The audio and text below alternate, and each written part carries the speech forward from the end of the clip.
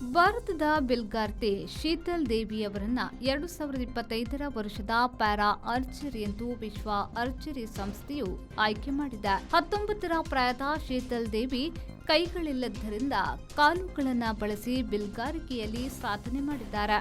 2025 ಸೆಪ್ಟೆಂಬರ್ನಲ್ಲಿ ತೆಂಕಣ ಕೊರಿಯಾದ ಗ್ಯಾಗ್ರಿಚ್ನಲ್ಲಿ ನಡೆದಿದ್ದ ವಿಶ್ವ ಪ್ಯಾರಾ ಆರ್ಚರಿ ಚಾಂಪಿಯನ್ಶಿಪ್ನಲ್ಲಿ ಅವರು ಕಾಂಪೌಂಡ್ ವ್ಯಕ್ತಿಗತ ವಿಭಾಗದಲ್ಲಿ ಚಾಂಪಿಯನ್ ಆಗಿದ್ರು.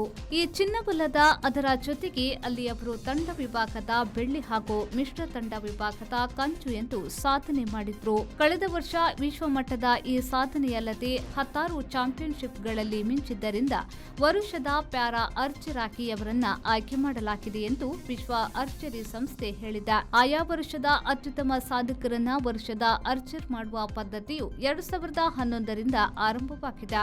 ಜಮ್ಮು ಮತ್ತು ಕಾಶ್ಮೀರದ ಕಿಶ್ವರ್ನಲ್ಲಿ ಜನಿಸಿದವರಾದ ಶೀತಲ್ ದೇವಿ ಹುಟ್ಟುವಾಗಲೇ ಕೈ ಇಲ್ಲದವರಾಗಿ ಹುಟ್ಟಿದ್ದರು. ಆದರೂ ಸಾಧಕಿ ಎನಿಸಿದ್ದಾರೆ.